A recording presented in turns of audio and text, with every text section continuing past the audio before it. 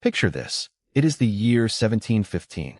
The Caribbean is a sun-drenched paradise of lawlessness, Spanish gold, and bloodthirsty buccaneers. Ships crash through the turquoise waves, sails billowing, as fierce men with cutlasses chase destiny. To survive, Barnaby transformed the arid adventure into a floating fortress of dryness. He forced the crew to lay down expensive oriental rugs across the entire quarterdeck to absorb any stray splashes. He wore a heavy, suffocating coat coated in boiled pine sap and sheep fat to make himself waterproof, which made him smell like a wet candle and squeak loudly with every step. But the crew was getting suspicious. Pirates are notoriously superstitious. They believe in sea monsters, ghost ships, and mermaid curses.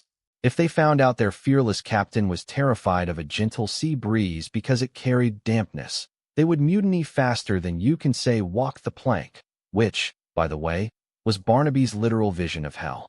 Quartermaster Salty Susan was already sniffing out the truth. One sunny afternoon, Susan approached Barnaby with a map. Which brings us to his third attempt, the grog initiative. Historically, pirates drank grog, a mixture of water, rum, lime juice, and sugar. They did this because water on wooden ships turned slimy and algae-ridden within weeks, whereas alcohol stayed fresh. Barnaby decided to take this historical fact to its illogical extreme. If alcohol didn't cause the vapors, then they should replace all water on the ship with 150 proof rum. He ordered the crew to wash the decks with rum, put out fires with rum, and even wash their faces with rum. This seemed like a great idea to the crew, who spent the next 4 days completely paralyzed by alcohol. Unfortunately, when a small candle fell in the galley, the rum-soaked floorboards ignited like a firework. The crew was too drunk to realize their pants were on fire, and Barnaby had to personally extinguish the flames using a sack of dry flour, leaving him looking like a terrified, powdered donut. Mutiny was now inevitable.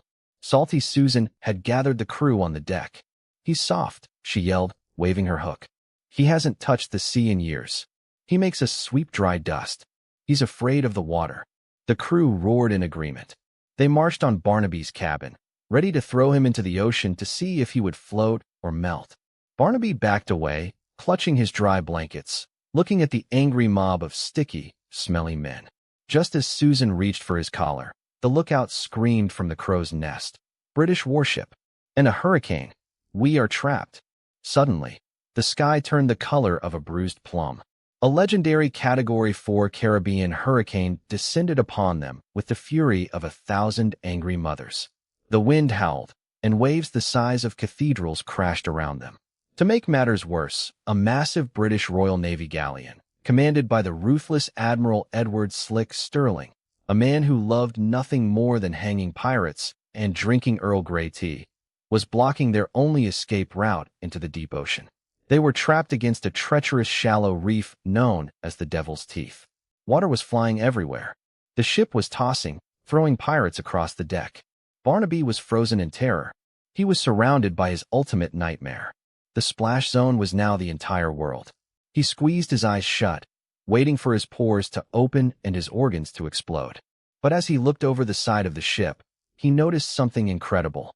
The hurricane's extreme low pressure and violent winds were performing a rare, real-world meteorological phenomenon known as a tidal blowout.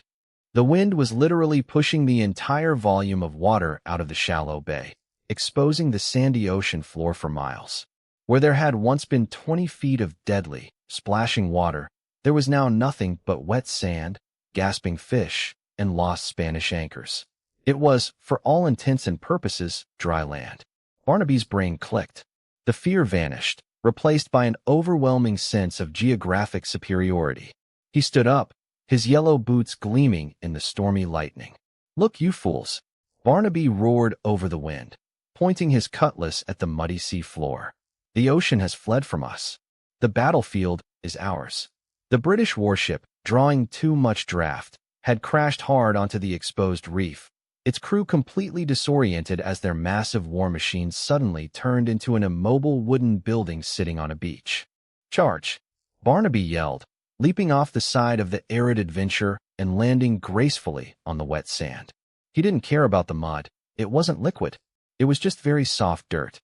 The pirates, inspired by what looked like absolute, godlike bravery, followed their captain. They charged across the dry seabed, cutlasses drawn. The British sailors, who were busy trying to figure out why their ship was no longer floating, were completely blindsided by a horde of screaming pirates attacking them on foot in the middle of the ocean. Barnaby led the assault, using his hollowed-out umbrella peg leg to trip British officers and parry cutlass strikes with elegant, dry precision. Within 20 minutes, the British surrendered. It was the most humiliating defeat in Royal Navy history, a warship captured by infantry pirates on a temporary desert.